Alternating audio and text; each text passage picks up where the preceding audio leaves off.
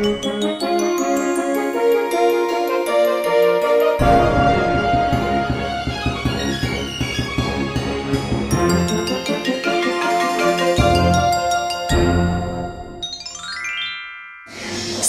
ме, құрметті көрермендер, менің есімім Марина Сахарова. Ғаламтордағы кезекті тілдес бағдарламасын жалғастырғалы отырмыз.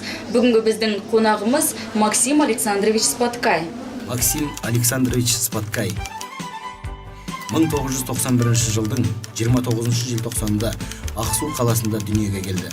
Мектеп қабырғасында жүрген кезде қазақ тілі, тарих және құқық бойынша қалалық олимпиадалар мен байқаулардың жеңімпазы, Хабар телеарнасындағы 21 ғасыр көшбасшысы телевизиялық байқауының лауреаты болды.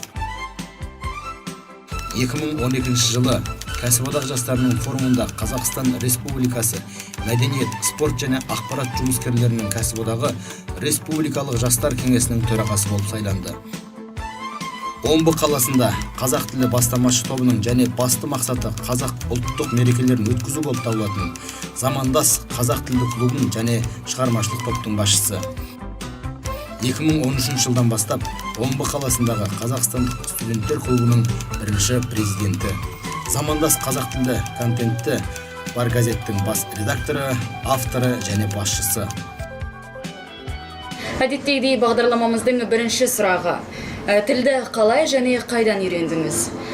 Қазақ тілін меңгеру сіз үшін неден басталды? Мен өзім Ақсу, Павлодар облысының Ақсу қаласының тумасымын. Бұл мен Ақсу қаласындағы номер 7 мектебін бітірген. Сол мектебі ол қазақ мектебі емес, орыс мектебі. Сол бірақ та онда мектептің ішінде мен қазақ тілі мұғалімдері өте жақсы болды деп есептеймін. Сонымен қатар мен ата-аналарым қазақша түсінбейді, қазақша сөйлемейді, бірақ та маған үлкен көмек көрсетті. Сол мен ойымша олар әрқашан да тіл үйренуге осындай жолдары әрқашан қолдайтын кісілер бұл олар. Соған өте ризамын мұғалімдерге, мен ата-аналарына. Максим, қазіргі уақытта қазақ тілін насихаттайтын Омбы қаласындағы Замандас қазақ газетінің бас редакторы болып жүрсіз. Жалпы Омбыдағы қазақ тілінің жағдайы қалай?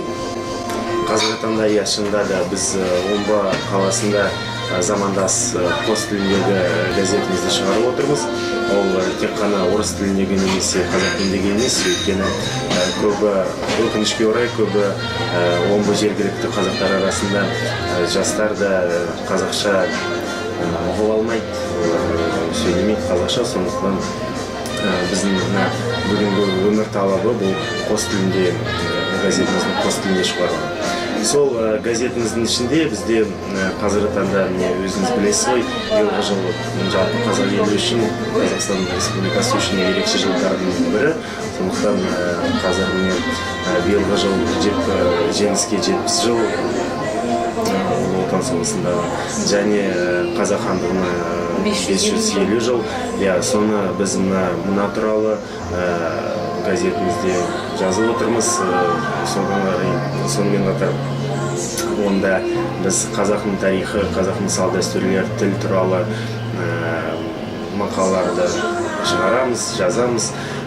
Қазіргі таңда бізде соңғы нөмірде, наурызға арналған нөмірінде, онда 40% қазақ тіліндегі контент, ал 60% орыс тіліндегі контент.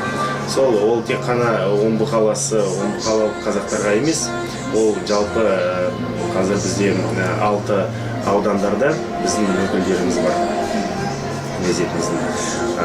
Сондықтан ол тек қана қалалық газет емес, ол түгел аймақ газет. Жалпы қанша кісі жұмыс істейді сіздің газетіңізде? Қазіргі таңда жалпы идеямыз, газетіміздің идеямыз осылай келді. Біз Қазақстаннан келген студенттермен жинап, Қазақстаннан келген студенттермен және қазақ жастарының Омбыдағы жергілікті қазақтармен жинап, осындай бізге газет керек деп ойлаймыз.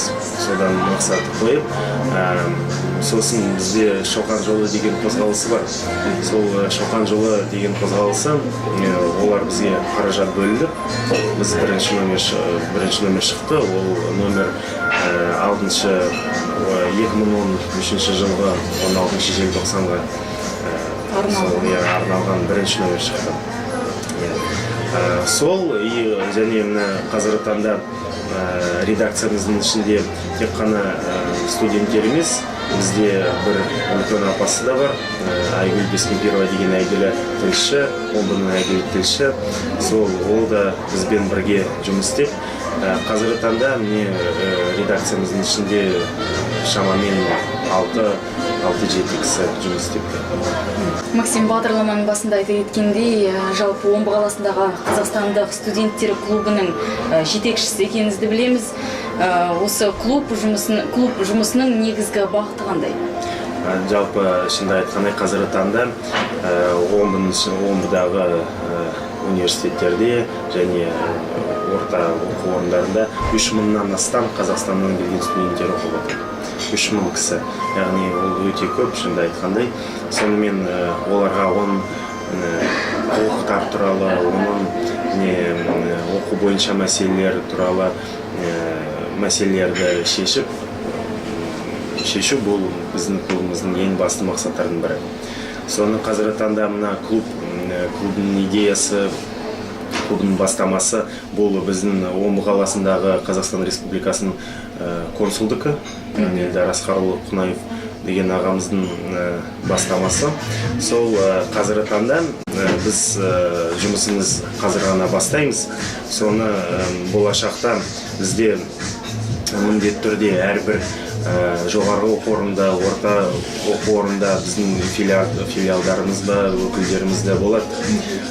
Яғни әрбір Омбы оқу орындарда 50-дан астам Қазақстаннан келген студенттер оқып отыр, мемлекеттік оқу орындарда.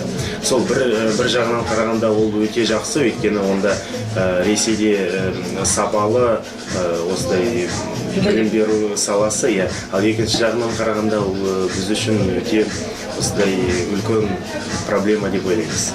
Өйткені 3000 кісі Ресейге кетіп, олар енді біз білмейміз ғой, олар қайтарады ма, қайтара алмайды ма, отан. Соны біз олармен жұмыс атқарып жатырмыз. Шынды айтқандай, біздің ойынша шамамен 80% Қазақстаннан келген студенттер елге оралады. Омбы қаласында өзіңіз сияқты қазақ тілін біліп қана қоймай, оны насихаттауға атсалысып жүрген жастар бар екендігінен хабардармыз. Тіпті солардың бірімен дуэт құрып, Омбыда қазақша той жүргізетініңізді білеміз. Сол азаматтар туралы және жалпы тойлар қалай өтетіндігін жайлы айтып берсеңіз. 2013 жылда біз қазақ тілі деген бастамашыл тобын құрдық. Бұл бастамасының тобының бір жобалардың бірі бұл Маке мен Жаке қазақ той студиясы.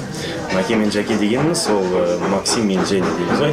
Соны біз екеуміз асабалар ретінде жұмыс істеп, бізбен бірге тағы да әншілеріміз бар, домбырамен тартайтын қыздарымыз да бар. Олар жергілікті қазақ қыздары.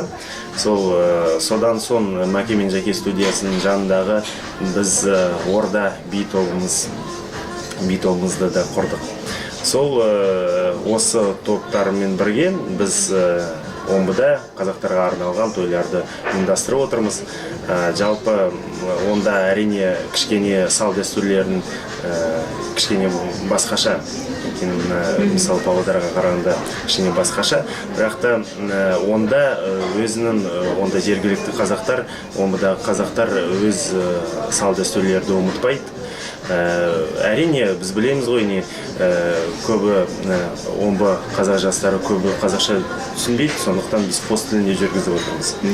Сондықтан қос тіліндегі орысша да қазақша, ал мысалы үлкен кісілерге арналған, мысалы сырға салу деген құдалық сияқты тойларға әрине біз тек қазақша ұйымдастырып отырмыз, сөйлеп отырмыз қазақша.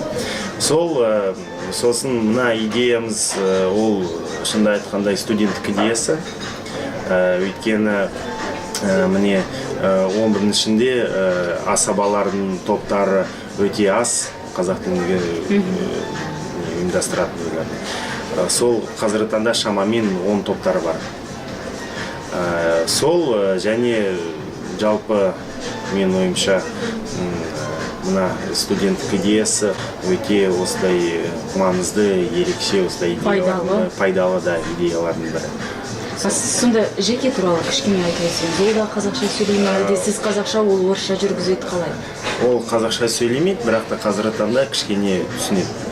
Ол өзін Новосібір облысынан келіп, Омбыда оқып жатыр. Ол да студент, қазақ тілдері арқылы ол қазақтың салт-дәстүрлерімен, қазақ тілімен таныстық, оған өте ұнайды. Жалпы біздің тобымызда ол менімен бірге жалғыз ғана орыстың баласы. Бірақ та ол өзінің ресейдік жігіті, бірақ та орыстың жігіті, ресейдің жігіті, бірақ та қазақ тілі, қазақ мәдениеті, қазақ салт-дәстүрлері оған өте ұнайды қазір. Максим, тіл үйренемін деушілерге беретін ақыл кеңесіңізді айтсаңыз. Жалпы ең бастысы біз өзіне тіл ортасы өзіміз құру керек. Өйткені қайда болса да, мысалы мен Ресейде жүрмін, өзіңіз білесіз ғой, бірақ та тіл ортасы, онда біз өзімізге өзіміз жасау керекпіз тіл ортамызды. Жалпы мен ойымша қазіргі таңда әрбір жас жігітке, әрбір жас қызға түсіндіру керек. Біздің мемлекеттік тіліміз жалғыз ғана қазақ тілі. Сондықтан мемлекеттік тілді білу бұл үлкен парыз дегеніміз ол жай сөздер емес. Бұл біздің осындай өмір талабы, заман талабы мемлекеттік тілді білу. Сондықтан елбасымыз дұрыс айтты, біздің еліміздің болашағы қазақ тілінде дейді. Соны қазіргі таңда қазақ тілі білмесе, онда бұл кісілерде болашақ бола алмай ма, біз білмейміз.